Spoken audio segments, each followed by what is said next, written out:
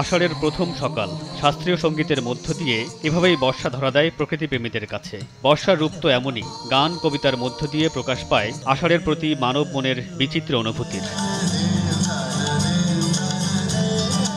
প্রাণ প্রকৃতি ধ্বংসের বিরুদ্ধে রুখে দাঁড়াও বিশ্ববিবেক, এই প্রতিপাদ্য নিয়ে শনিবার সকালে বাংলা একাডেমির নজরুল মঞ্চে অনুষ্ঠিত হয় বর্ষা উৎসব। শিল্পীদের পরিবেশনায় উঠে আসে গ্রাম বাংলার প্রকৃতিতে বর্ষার চিরচেনা রূপ। উদীচী শিল্পগোষ্ঠীর এই আয়োজনে হাজির হয়েছেন প্রকৃতিপ্রেমী থেকে শুরু করে অনেকেই।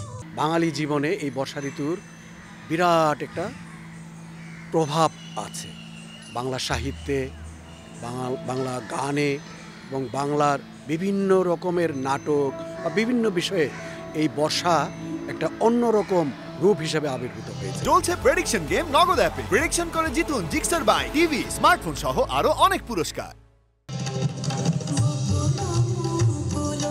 একরাশ শুদ্ধতার হাতছানি নিয়ে ক্লান্ত তনু মনে কোমল পরশ বুলিয়ে দেয় বর্ষা, মনে করিয়ে দেয় শৈশবের স্মৃতি। প্রকৃতির রূপ বদলে আষাঢ়ের বৃষ্টি নিরাশ করবে না প্রত্যাশা নগরবাসীর।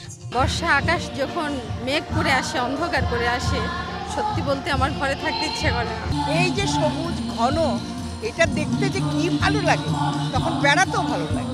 বর্ষাকালের কদম এবং আমাদের পরিবেশ, আশেপাশের পরিবেশ আমার খুবই ভালো লাগে। বিভিন্ন ফলের মৌসুম যেহেতু, ফলগুলো খেতেও ভালো লাগে।